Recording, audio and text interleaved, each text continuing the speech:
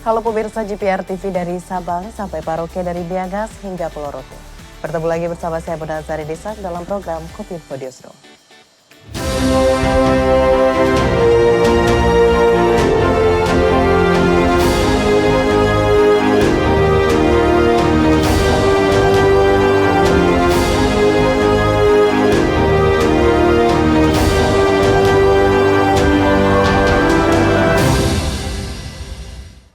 Pemirsa, kita ke informasi pertama. Presiden Republik Indonesia Joko Widodo kembali menyampaikan bahwa global semakin membuat tantangan pertumbuhan ekonomi Indonesia. Presiden mengingatkan untuk tetap mengawal implementasi peta jalan guna mengatasi tantangan risiko global serta keberlanjutan perekonomian. Presiden Joko Widodo resmi membuka BNI Investor Daily Summit 2023 di Hutan Kota Bay Pelataran, Jakarta, Selasa 24 Oktober 2023. Acara yang diusung oleh Bank Negara Indonesia (TBK) atau BNI sebagai bank milik negara proaktif menyuarakan optimisme penguatan ekonomi dengan mengangkat tema tahun ini, Sustainable Growth Global Challenge. Dalam sambutannya, Presiden Joko Widodo menyampaikan bahwa tantangan bagi pertumbuhan ekonomi Indonesia semakin bertambah karena kondisi dunia saat ini semakin kompleks, mulai dari ancaman perubahan iklim, pelemahan ekonomi global, hingga konflik Rusia-Ukraina dan konflik Israel dan Hamas. Saya cek kemarin harga Brent masih 89 US dollar per barel.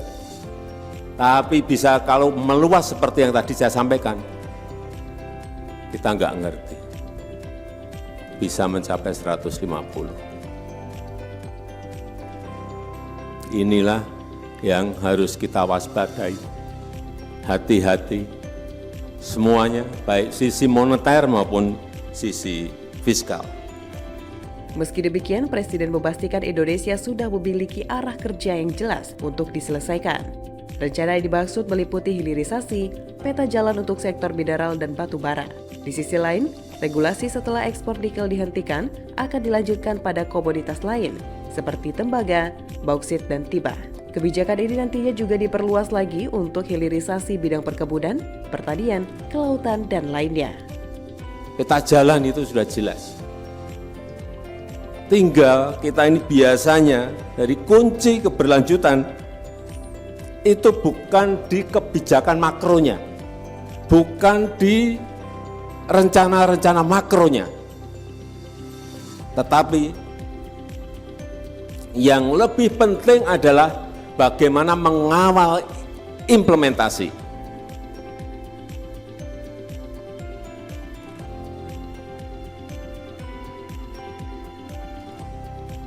Kerja detail, dicek yang detail, kerja lapangan, diawasi dan dicek di lapangan. Artinya kerja mikro itu sangat penting sekali. Menteri Keuangan Sri Mulyani mengatakan pihaknya menyiapkan sejumlah langkah berupa paket kebijakan untuk mendorong nilai tukar rupiah terhadap dolar Amerika Serikat yang kembali menguat. Hal tersebut dilakukan agar kondisi sektor real, inflasi nilai tukar hingga stabilitas sistem keuangan dalam negeri tetap terjaga.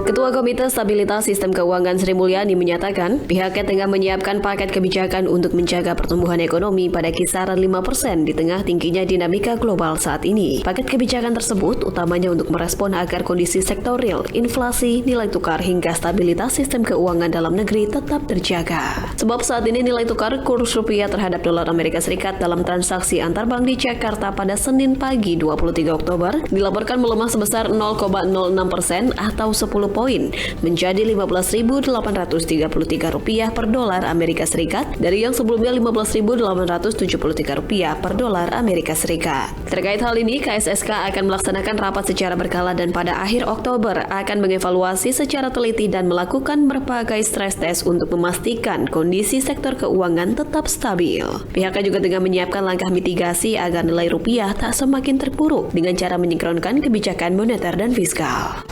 Karena tantangan untuk menjaga stabilitas ekonomi, yaitu pertama, menjaga pertumbuhan ekonomi tetap terjaga pada kisaran 5%. Kita tahu bahwa dinamikanya sangat tinggi saat ini dengan pergerakan dolar yang makin menguat kenaikan suku bunga yang sangat tinggi di Amerika Serikat, di Eropa, dan perlemahan dari ekonomi RRV, semuanya memberikan imbas yang harus kita antisipasi. Kita ke informasi lainnya pemirsa, Menteri Perindustrian Republik Indonesia Agus Gumiwang Kartasasmita dalam acara penganugerahan Indonesia Halal Industry Awards 2023 menyebutkan ekonomi syariah Indonesia di tataran global terus meningkat di berbagai sektor. Meski demikian, mencapai pertumbuhan produk industri halal seperti yang diharapkan, Menperin menegaskan diperlukan kolaborasi dan sinergitas yang kuat di antara pemangku kepentingan.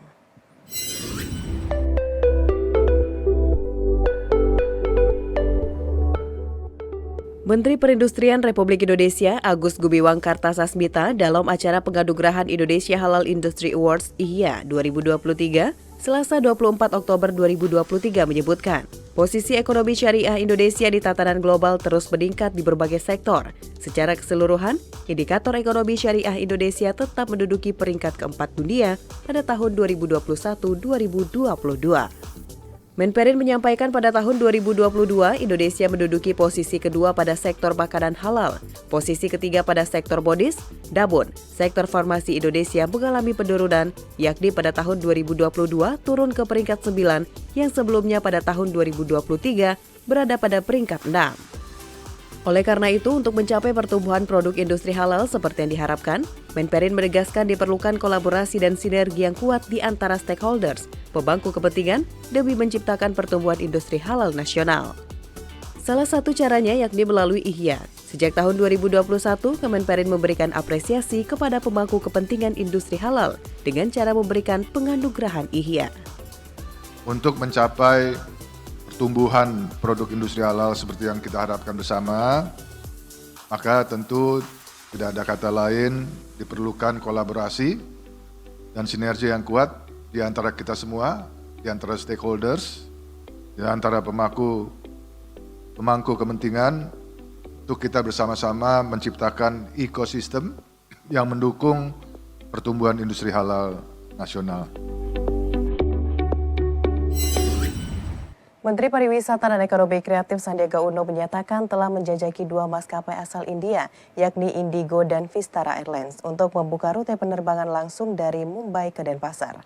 Menparekraf Sandiaga berharap kedua maskapai itu mampu membuka penerbangan langsung dari Mumbai ke Denpasar pada kuartal 4 2023. Kementerian Pariwisata dan Ekonomi Kreatif tengah menjajaki kerjasama dengan maskapai penerbangan asal India yakni Indigo dan Vistara untuk membuka rute penerbangan langsung dari India menuju Denpasar, Bali. Kehadiran penerbangan langsung menuju Bali ini diharapkan Menteri Pariwisata dan Ekonomi Kreatif Sandiaga Salahuddin Uno mampu mendongkrak capaian kunjungan wisatawan mancanegara asal India.